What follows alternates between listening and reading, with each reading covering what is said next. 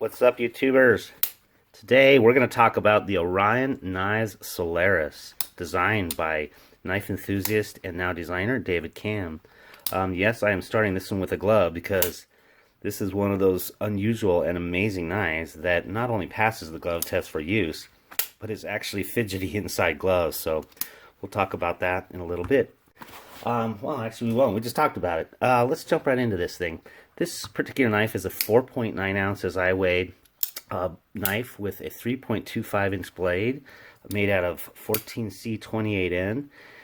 This particular one is in a satin. You can also get a stonewash blade.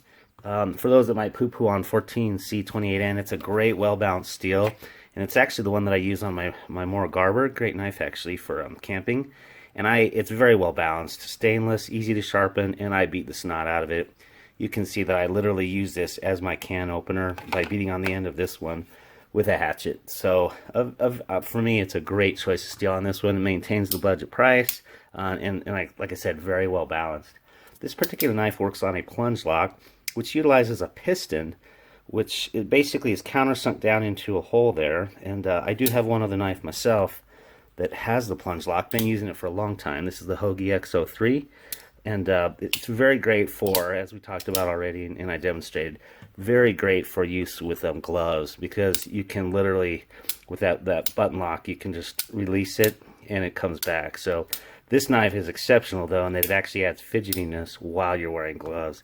So quite amazing on that. This was actually the result of a Kickstarter project by David, and as far as the Kickstarter price, it was $80. I don't know if that will be the final price on this particular knife, but it's in that just above budget, but still budget, and for what you get, oh my goodness, we're going to talk about that.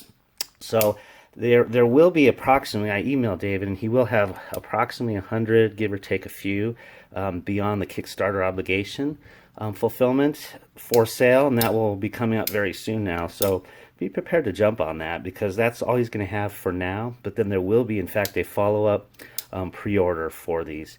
The OEM, if I didn't already mention, is QSP, so it has a really good quality in terms of build. It's not perfectly centered, this particular one, but it is literally off by, mine was like fractions of millimeters. Not a problem on that. And then obviously in terms of the fidgetiness, it's just incredible. So if you want to just know my opinion on this one, this particular knife, and jump to the end, this is an absolute gem, and it's I'm calling this the Goldilocks of EDC knives, because it literally hits everything just right. The pocket clip, the carry, it's a little bit smidgen heavy. We'll talk about it in the cons. The fidgetiness, the grind on this is really good. It's a good balanced steel, a good balanced stock, so it's fairly sturdy. But with that high saber grind there, it does come to a nice thin edge there. Not super thin, like laser thin, but just, again, this is like the Goldilocks for me. Of knives that I've held in the hand, everything about it. So let's jump into the specific pros and cons of this one. First of all, the detent on this is absolutely perfect. If you've ever held a button lock, and I've held a few of them, I've also held the Brian TIE Fighter, I think it was. It's very difficult to get them right. And one of the things that I wanted to address right away is I thought the detent might have been a little bit light, because I was able to shoot it out. But we'll go ahead and kick that out. But that was actually by design, so that it could be one of the deployment methods of inertia. And so again, the detent in that sense is perfect, because it doesn't shake out. There's no risk of this opening up in my pocket, but it does allow for that additional deployment method. And the deployment methods are many.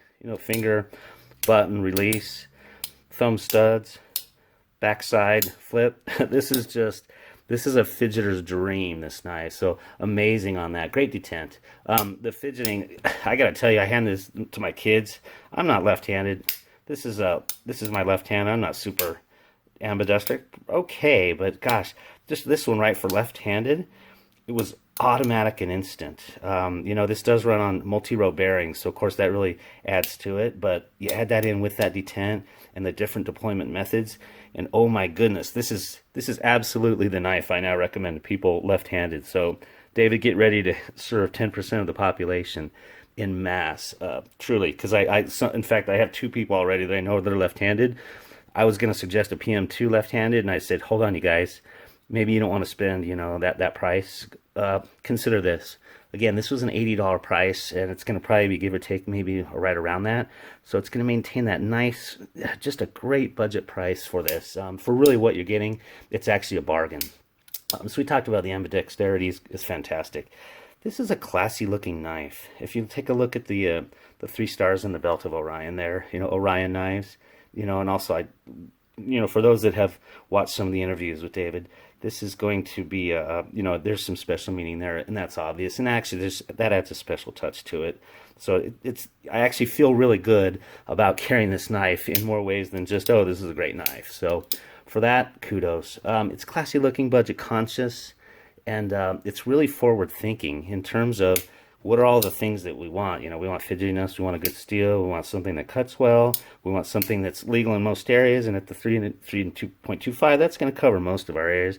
The forward choil, it fits great for a medium large hand, and obviously even with gloves, this just accommodates perfectly. So that, and then the last thing on the pro side, and this might sound like gushing, and it is, but I'm going to go ahead and just sandwich this by some.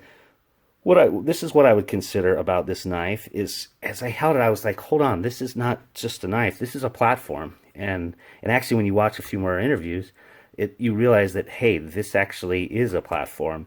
This is a platform for, one of the things that I was able to buy with the Kickstarter project is not at a heavy price, is just some additional G10 scales. I'm one of those green knife guys, and I like the G10 scales. So as you can see up here, I also have backspacer and pivot collars for that, at very reasonable prices. I think this is like 25, 15, or 10. It's not, these aren't like $60 or $50. So that part of this is absolutely a platform. And when I think of a platform, I'm going to just show a few others since I didn't really do a lot of comparison knives. These right here, Hinder, that is a platform. Civivi Elementums, again, a platform.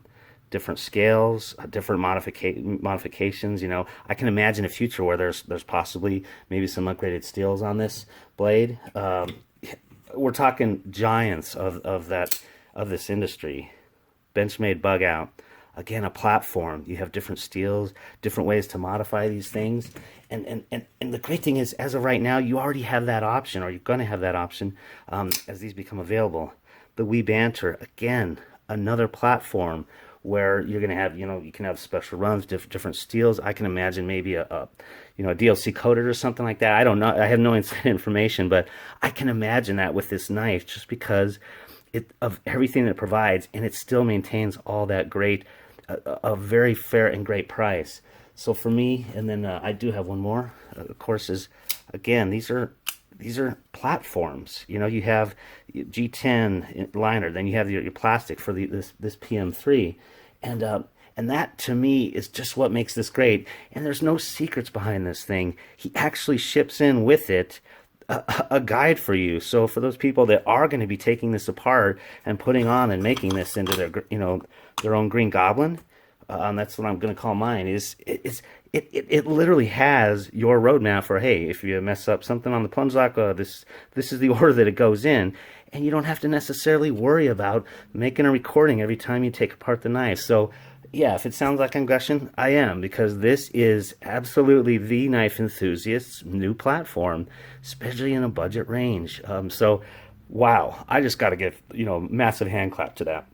Now, not everything is perfect in the world right now, and so not everything is perfect with this knife. The one thing I will say is, if you're apt to go ahead and do thumb stud principally, one of the things that you'll find is the thumb stud, as you move into a certain position, that flipper will run into you right there. So you get used to it, and also the great thing was there's no jimping on this, so it's nice and smooth, nothing to hurt you there. This might only hurt you in the event that you had a cut literally right there on your hands, for you Bally players. That would be kind of a good example, but otherwise you just kind of get used to it, and that's it's not a terrible thing, just a little bit of a con. On the pull cut side, I do a lot of pull cuts, and this one definitely does not excel there, because obviously with the flipper tab, you're not going to be doing pull cuts there. So if you are going to have to do any pull cuts, you're going to be a fair bit away. Maybe doing rope, out camping. This isn't going to be the best thing. Not a big deal though. Again, this is, again, think EDC, and this is absolutely in there. I did not find any risk of, and I had experienced this before on my Hoagie X, where if I happen to be doing a hard push cut, where I can disengage that, and I could not induce that without gloves. But I will say, with gloves, there were situations where the material itself would push that plunge in, and potentially, if you had to be piercing some sort of metal, it could come undone. So that would be the one scenario use case that I really would not use this knife on, just because of that. And that actually is the same with my Hoagie X03. So again, it's not a big problem there. Just a little bit of a con to be on the lookout for. And then the last thing is, and this is a good and a bad problem to have as a con, but there's going to be availability problems with this very soon, because of those 100 or so that are remaining to sell, they're going to go quick. I already have, like I said, 2 coworkers that I know left-handed. They're going to be all over this. So just be patient on this one, I would say. Be very patient, because this is one of those that I literally think there's going to be thousands available in time. It's just going to involve that process, and it was worth it. I ordered this Kickstart in, David initiated it sometime last year, and I ordered mine in August and just got it this week. Been carrying the heck out of it and just loving it. I've already actually got my little micro scratches with the satin edge there. Wish I had gotten the stone wash, but it has a beautiful shine with this one. So who knows, I might be buying a second, but not in this, not of the remaining ones now. I'll wait until the second run to get a little bit more. You can also get carbon fiber scales. I can't gush enough. I mean, overall, if you haven't figured it out, this is literally the Goldilocks of EDCs for me. And just massive congratulations for a knife enthusiast. Really designing, following through with this, and giving us everything we want. So kudos, and enjoy. I hope you enjoyed this video. If you did, have a great day, and take care now.